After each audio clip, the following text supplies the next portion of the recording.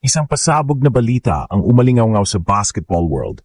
Ginulat ng Gilas Pilipinas ang lahat matapos nilang makuha ang kanilang unang panalo sa FIBA Asia Cup 2025 kontra Iraq, 66-57. Ngunit ang mas nakakagulat, ipinahayag ni Coach Tim Cone na mayroon siyang lihim na plano.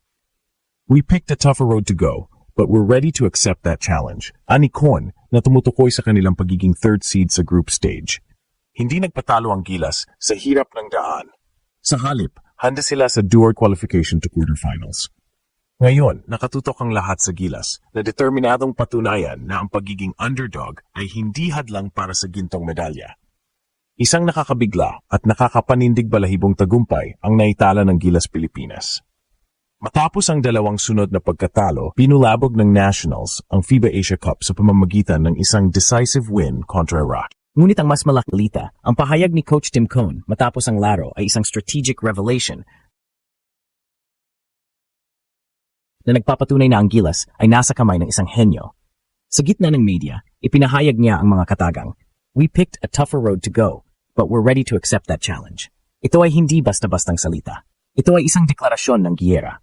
Ang pagiging third place sa Group D ay hindi pagkatalo. Ito ay isang deliberate choice na magbibigay ng mas matinding challenge para lalong tumibay ang team. Ang panalong ito ay nagsilbing hudyat na handa na ang Gilas sa digmaan. Sa pamamagitan ng panalong ito, naibalik ang kumpiyansa ng koponan at ang mga kritiko ay biglang nanahimik. Ang panalo kontra Iraq ay hindi lang basta dagdag sa win column.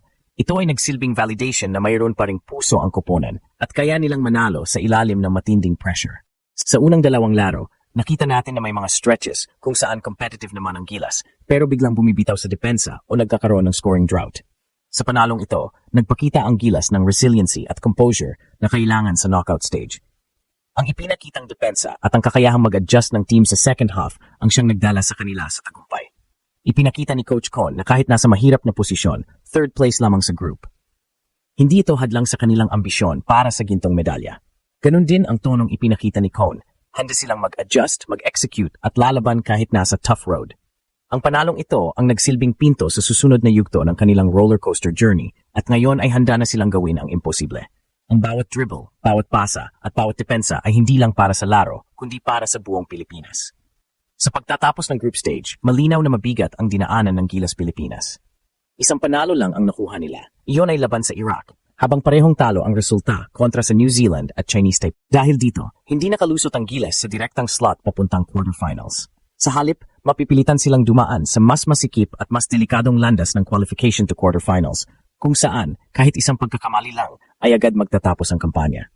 Ibig sabihin, wala nang room for error mula sa puntong ito at bawat laro ay parang do or die. Kung babalikan ang sinabi ni Coach Tim Cone sa kanyang interview, mas lumilinaw ang realidad ng laban. Aminado siyang masakit at mabigat para sa koponan ang mga pagkatalo. Lalo na't nakita natin na may mga stretches kung saan competitive naman ang Gilas, pero biglang bumibitaw sa depensa o nagkakaroon ng scoring drought. Para kay Cone, mahalaga na manatiling buo ang kumpiyansa ng mga manlalaro at huwag hayang kainin sila ng pressure ng tournament. Binanggit din niya na kahit papaano, nananatili ang tsansa basta't matuto sila mula sa mga pagkakamali sa unang bahagi ng kompetisyon. Ngayon, mas mabigat na ang sitwasyon. Ang mga susunod na makakaharap ng Gilas ay posibleng mas mataas ang seeding mula sa ibang grupo. Ibig sabihin ay mas mataas din ang kalidad ng kalaban. Ang momentum na galing sa panalo kontra Iraq ay magandang panimula pero kailangan nila ng mas matatag na disiplina at execution para mabuhay sa knockout rounds. Hindi na sapat ang talent o individual plays, kailangan ng perfect execution sa game plan at matibay na depensa mula umpisa hanggang dulo. Sa mata ng fans, parang roller coaster ang kampanya. Mula sa pangarap na matop ang grupo, ngayon ay nakasalalay na sa isang mainit at walang kapantay na laban ang kapalaran ng bansa sa FIBA Asia Cup. Ang susunod na laban ay kontra sa host nation na Saudi Arabia. Isang matchup na puno ng tensyon at presyon, hindi lang dahil sa husay ng kalaban, kundi dahil sa crowd advantage na tiyak nilang gagamitin sa bawat possession. Ngunit dito rin pumapasok ang posibilidad ng isang makasaysayang miracle run para sa Gilas. Sa knockout stage, lahat ng laro ay do or die. Isang panalo lang ang kailangan para manatiling buhay. At sa ganitong format, kahit sino ay pwedeng magulat.